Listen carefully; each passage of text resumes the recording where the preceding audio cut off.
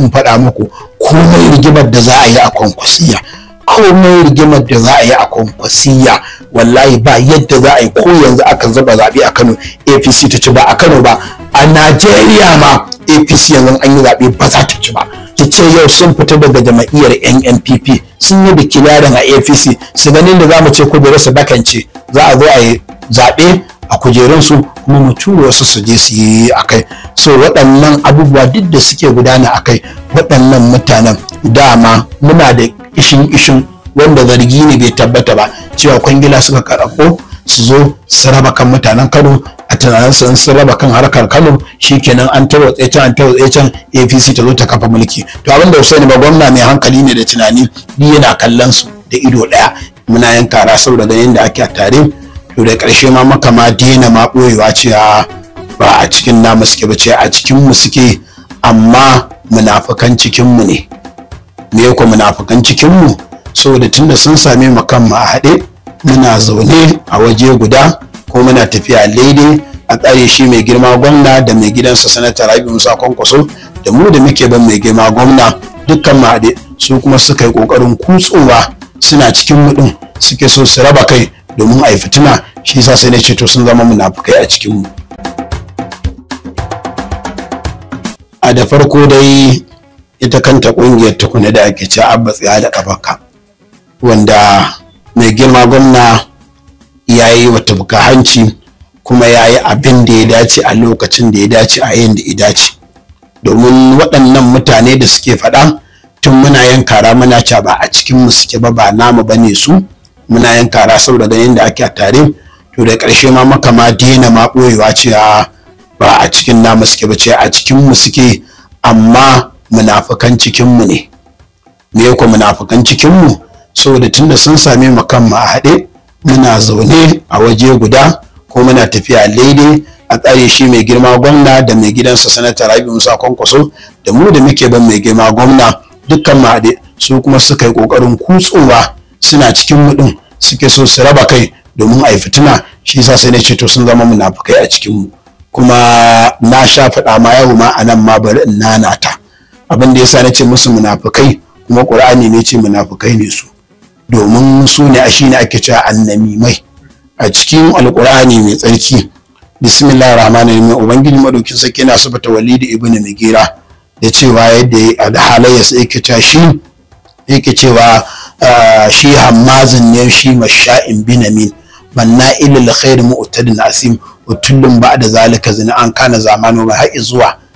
ƙarshen aya. Cewa shi Walid ibn Mughira shi mai yada annamimanci ne. Mai hamzu ne shi? Hamzu shine ya fice, shine ka ringa dan ya fita mutum kana so ka nuna masa wani tsegumi ya gani. Wallamzu da kibce shine ka ringa dan kiga haka da hannu kana nuna masa. Masha'in bin namima kuma shine ka ringa yada hankin bibi, ka dauki zancen nan ka kai, ka dauna wannan ka kai saboda ka da fitina, ko kuma kai kokarin kutsawa ka zuga wani ya fitina da dan uwansa, ko kuma ka shigo cikin jama'u waɗanda suke kansa a haɗe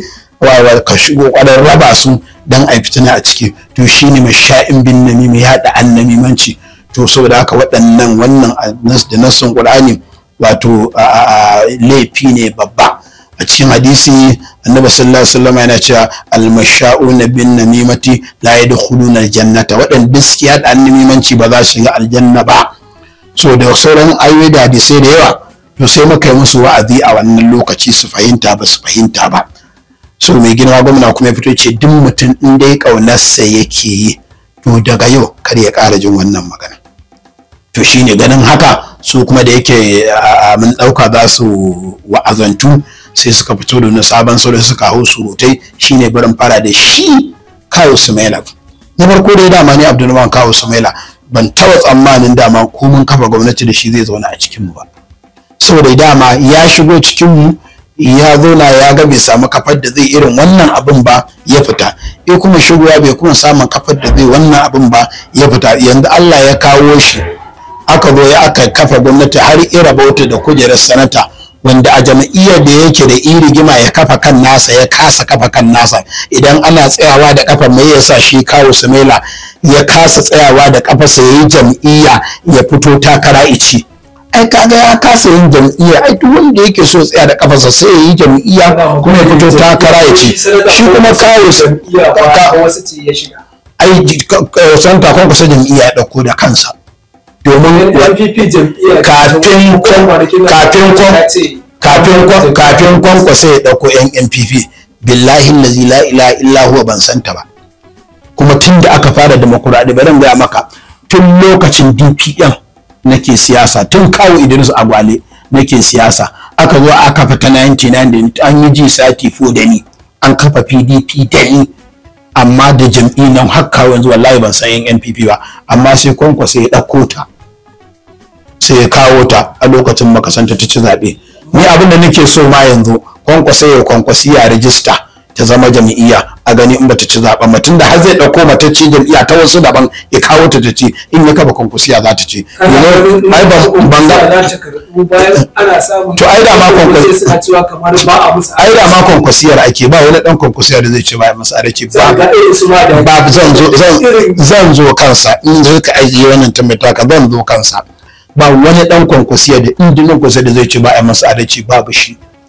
Saboda ka kawo Sumaila sai ya zo wallahi na ɗauka zai wa'azantu a matsayinsa na wani malami mai tafsiri, wai sai yake cewa wai abba da kake cewa magana tsiya da kafarka da kake cewa kar a kuma yinta ya za a cikin wata uku magana ta sauya, in dai haka ne waɗanda suke faɗa ɗin nan mu daina ganin su a jikinka. Ta yaya za a daina ganin su a jikin gwamna in har sun wa'azantu sun daina? kuma ne so ne a lokacin ya fito ya ce ai da wane na jikinka su ne suke kaza, saboda haka mu daina ganin su, ba za a daina ganin su ba, domin tunda ya ce a bari ai ya hana, sai a bari sai sun ci gaba da yi, sai ya ce to ya kamata ina ba da shawara mu daina ganin su a jikinka, domin gashi ka ce su daina sun ki dainawa, so da kamata mu daina ganin su a jikinka. Wani lokacin yi wannan maganar mu kan mu yaban su zame, amma daga yin magana nan da kwana daya saboda abin yana masa ciwo, shi yana cikin waɗannan mutanen sai fito yake waɗannan maganar, kuma ba wa'azi ba gyara zai amma ga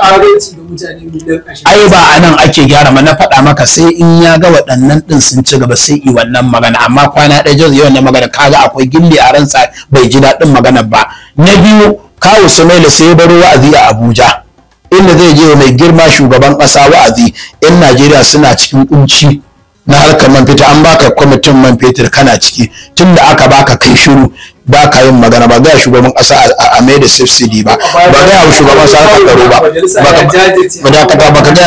ba ka gaya wa daga sanda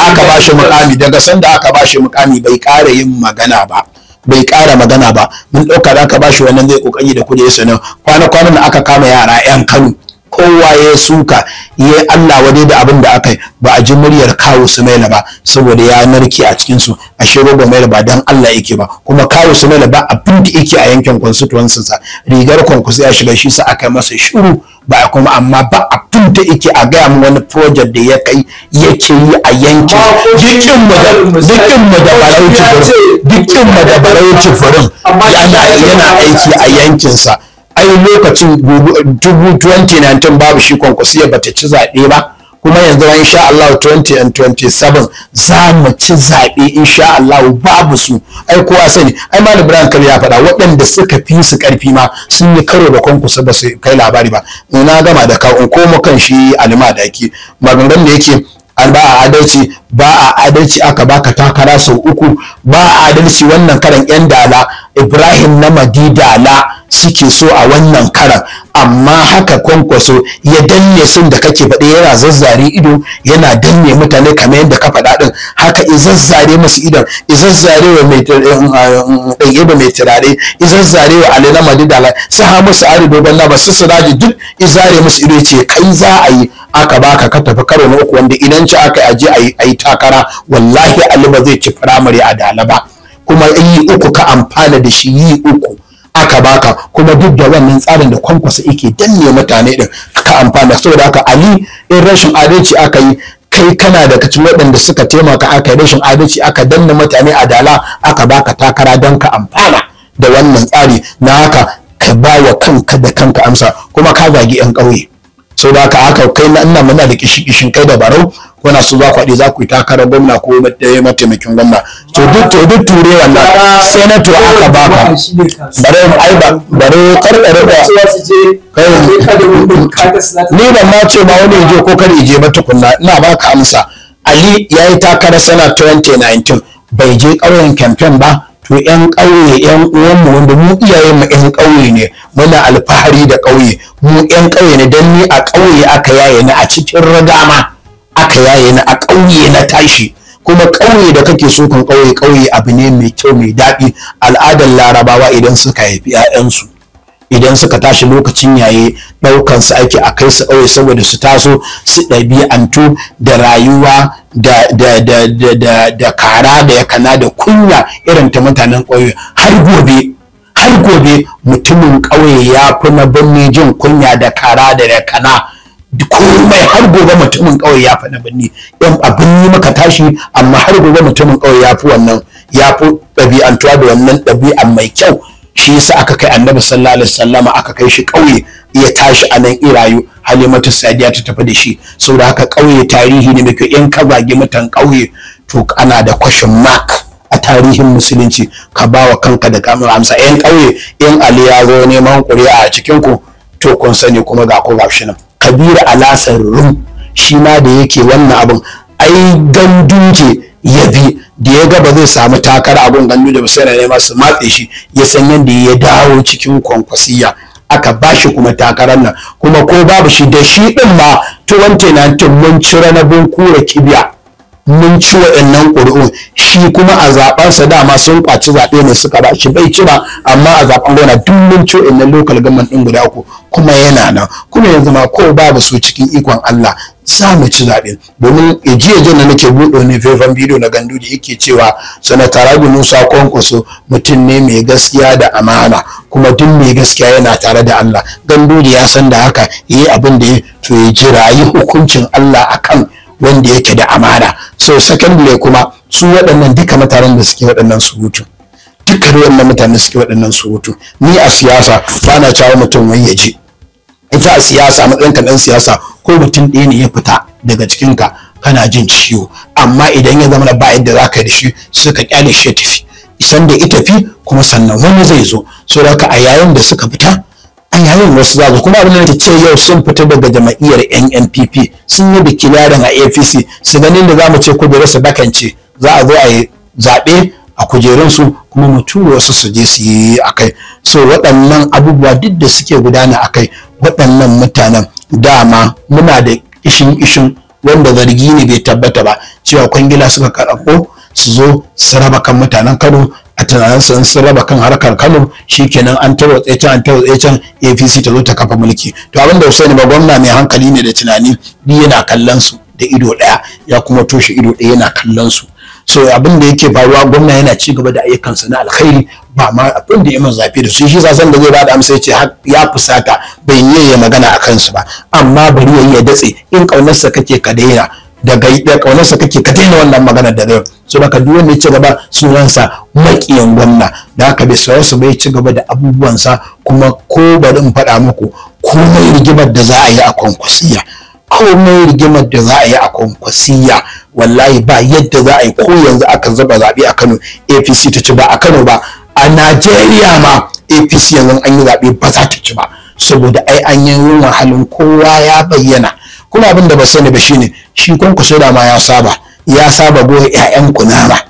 yazo ya ɗauko su zo sanda yaƙi ici su kuma su zo su rankwafa a gabansa noma ka kawo ne ba yadda ba bai rankwafa yaki amma da yaƙi ci shi yana neman mukami ito ya zo rankwafa a gaban santa Kwankwaso su da aka bai takara je yanzu kuma Abdulmumin Jibrin Kofa da yadda Allah shi za a ba wa takara su da insha Allah waɗannan mutane da kake gani dukansu muna kallon su ɗaya bayan ɗaya sanda za su tafi sannan za mu karɓo su idan sun isa su tafi gefe su kafa tasu jam'iyya wallahi su tsaya da gaba su yanzu Ali ba shugaban jam'iyya NNPP mai kamar wani yana cewa tun daga kan jagora zuwa gwamnan Kano da membobin Kwankwasiyya duka an kore NNPP ba mai kayan marmari ba ce NNPP mai littafi ce